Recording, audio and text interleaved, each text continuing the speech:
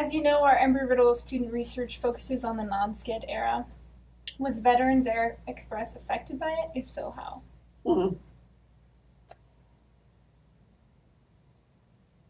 I don't know that my father, in the very beginning, even knew what non-sked meant. I don't know how common the term was, Mm-hmm. or if it came into being as they progressed. He certainly had no idea what the headwinds were going to be. Um, I don't see how they could not have been affected. Not only were they in the thick of it, but they had pretty high visibility. And they had to be dealing with, I mean, they were regulated by the CAB. And one of the stories I find interesting, my dad was among a group of people that founded an organization. I may or may not remember the name of it, who were a non-sked group who wanted to have maintenance standards and regulations so that the flying public would have the same kind of confidence in them as the majors. And my dad was asked to chair the committee on maintenance and safety. That organization existed well beyond the point that Veterans Air quit flying. But it shows that the non-skeds knew they were in trouble, and they wanted it to work, and they didn't want to be seen as some of the fly-by-nights and the bad terminologies and the magazine articles and whatnot that were common. So yes, we had to have been affected by it, and by the time we got toward the end of things, my father was in the thick of it, so by then he knew what non-sked meant. Mm-hmm. Um, but it wasn't just, I mean, that's a complex story. And I've tried really hard to see both sides of it. They weren't operating in a vacuum, but neither was the government. I mean, the government had made huge investments into the majors. And the majors' success was critical. My own personal take on it is there was a catch-22 there. And I feel that the government could have, they didn't have to throw the baby away with the bathwater. They could have been more helpful to the non-skeds and kept the majors quieter or more relaxed. But the government got the non-skeds flying in the first place. I mean, they made the airplanes available to them. Governor Kilgore had pull in the government to get us our first two airplanes. Mm-hmm. I don't think they anticipated that the non-skeds were going to be as successful as they were. They had found a loophole, and they went right through it and created a whole industry. Mm-hmm. But then the government was sort of caught between the two. They were trying to make it work, but in the end, it was doomed. I mean, I don't know if you know Transocean. They were probably, from my reading, probably the largest of the non-skeds. They were in operation a long time. They operated around the world. The story is really amazing. And the government managed to regulate them out of business. So if Transocean couldn't make it, there was no way that we were going to survive this. The other ingredient is we were way undercapitalized. We were approached two different times, I think early on and then toward the latter part of our existence, by companies that wanted to invest. And there were quick meetings at Veterans Air where the guys said, If we do that, if we bring in outside money, we're going to lose control. We'll take responsibility for our successes and our failures if it fails, but we don't, it's the veterans airline, and so they turned it down. In hindsight, maybe not such a good, not such a good thing. The other thing that I only recently learned about, we were founded in mid to late 1945. By the end of 1946, Harvey Stevenson, the attorney with the produce company, was president of the company, and my dad was ex-president. I believe that the receivership activity had already begun, and Harvey, as an attorney, stepped in. However, they still, at that time, were applying to the Civil Aeronautics Board to expand their routes, their flying routes, internationally, both cargo and passenger. So there's a lot of turmoil and whatnot going on. But in order to have done those routes to South America and wherever, we needed more investors.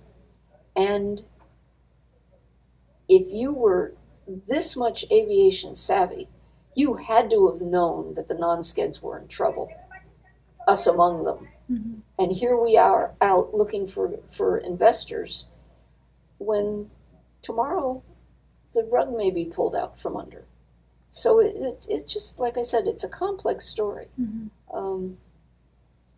But in that short period of time, we got a lot done. Really? And I can promise you they had a good time doing it. Oh, yeah, absolutely. But in the end, what eventually happened to the airline? We went into receivership. And there's a story there, too. As we were making expansion plans, and we had the expansion plans, we were waiting for approval, which I'm sure never came. The DC-4s needed what are referred to as dump valves. We were hoping to carry passengers across the Pacific. And in order to do that, if you're working from the West Coast, if you take off and you've got an emergency, you've got to dump your fuel before you come back and land. And so the DC-4s needed to be outfitted with dump valves. Our guys were not capable of doing that. That was well outside their pay grade. So Jack Stentner, who was one of our very first founders, incredibly experienced pilot, wrote a book with his son about his war experience and his time with Veterans Air. He delivered the first DC-4 to Oakland, California in September of '46, and delivered the second DC-4 three weeks later. The company that was going to do the work was Matson Navigation. Matson was also in the steamship company. It was a steamship company. And their claim to fame was Hawaii. And they were looking, this is a sub story here, but they were hoping to be able to fly their ocean passengers to Hawaii and then to meet up with the cruise ships. The government eventually said to Matson and other steamship companies and the railroads, you can't do two major means of transportation. So that was done away with, but that was later. Matson was going to do the conversion with the dump valves. And by the time we were to pay them money, we didn't have the money to pay them. And we were also behind on insurance payments, and I read this just recently. Some of the guys had been furloughed already, so we knew that this was where it was headed. Matson ended up with the two DC-4s. Not until, I should say, long court litigation they were telling the courts that they had first rights on it because we owed them money. And the court said, no, you didn't understand. These airplanes belong to the U.S. government. Because we were still paying on leases and were probably in arrears on those payments. And it became a, what do you call it, when a court proceeding is used over and over again in history as an example of I can't think of the name of it. It was that ruling was cited for many years about what the government's rights were and what your right was as an independent company. But in the end, Matson ended up paying something toward the airplanes and eating some of the money that we owed them, and they took over the airplanes. So that's where the DC-4s went to first, and then they had a life after that. But that was the end of our. Those airplanes never flew again as Veterans Air Express airplanes. So do you think that your dad would agree that the CAB was the demise of the non-skeds? I'm pretty sure of it. I hope and expect that he also realized that they weren't the sole reason. But yeah, I think so. I don't. My dad was very smart, and he couldn't help but understand that. So what did your dad do after Veterans Air? How did his non-sked experience affect the rest of his career? He stayed in aviation for a long time. He became a tech rep for we were still living in New Jersey, and he worked out on Long Island, either directly for Garrett or for a company that was a service company for Garrett. I worked for Garrett myself out on Long Island without knowing that my dad used to work there. Really? Yeah, that was the first flying in his wake. The second one was my first aviation job was at Teterboro, and I had no idea that my dad that the Gaye Lyn had taken off on that runway. So it just, but he was a tech rep. We got transferred to Arizona. He was a civilian tech rep at Luke Air Force Base. And the engine that he was most knowledgeable on was the power for the F-84, which was used in Korea. And he was sent as a civilian accident investigator to Korea because they were having incidents that had nothing to do with being shot down or shot at with the engines. And so he went over and was involved in that. Wow. After that, he did all kinds of things. My father could have led 10 more lives and never done all the business ideas that he had in mind. That's just the way his mind worked. Yeah, that's incredible. What happened to the Veterans Air employees? Do you know? Yeah, they became ministers and high school teachers and conservationists and conservation journalists and Air National Guard full-time pilots and instructors, fathers, husbands. I've met some really great families. And, you know, some of them I don't even know, what they did. That's part of the rest of my investigation. Mm-hmm. Is there anything else that your dad would have wanted us to know? Yeah, I think in Sawney's way of thinking, he would say, think big, dream big. And I think he would do it all over again. I'm sure he would. because it was just his nature, and he attracted really capable people. So yeah, I think that would be his message. He was not a defeatist. If they had more time, what do you think their plans would have been in the future? Oh, I think it was clear. I mean, their last filing to the CAB, they were going to be worldwide. I mean, I read any number of news clips where there were going to be 12 airplanes of this type and 7 or 8 of that type. And I don't think it was a wild concept. They had the capability. I read recently, if we had managed another 7 months in business, the Berlin airlift would have occurred. And we had DC-4s, and we had men that knew how to fly them. And that could have been a key, but the what ifs and you can do that till the sun doesn't go down anymore. But in your current day research, you found some of your dad's men and their families. What was that like, and what did you learn about their lives after Veterans Era? It was like nothing I've ever experienced. Glasses on my head. First of all, I never expected to find anybody.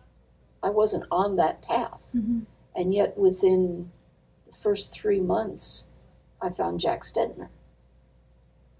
And I walked around the house with my feet that far off the ground, shaking my head, going into the kitchen and wondering why I was there, going back to my office. It was like, it never occurred to me. And in that one day, I spoke to all 3 of his children, kids like me. It was like, oh my. And in fast succession, I found Thomas Cowart in South Carolina, Ed Martz in New Jersey. I was dumbfounded, and it truly changed my life. I mean, it just did. What I learned was that research is amazing and it's fun.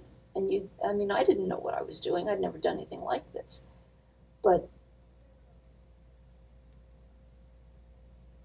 I've kind of told you already what I think some of the men did afterwards. Basically, I think they took their experience and applied it in many different ways. What else have you learned in your research that you would want to share with us? I would do it again. I think, like what I just said, the research alone was totally unexpected. I learned that there are people in the world called librarians that are worth their weight in more than gold. They're naturally curious. They're absolutely tenacious. If they don't find it the first time, they'll be back. And I found that in the state libraries, my local library in Santa Fe, there's an aviation library, I think at Northwestern, just in general. And then there's the aviation folks, the buffs and the historians and the people who collect memorabilia. And I've got a network of people that I didn't know 4 years ago. And they never forget me. We'll go months, a year, longer with no contact, and then I get an email. I came across something and I thought of you. It just, I could never have gotten the amount of information that I've got if it hadn't have been for them. So it's worth the effort, no matter what the topic is. Within this network, I'm going to make a personal reference, if you don't mind. I don't mind. I met your father.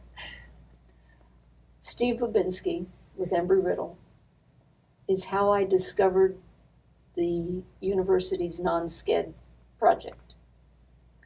And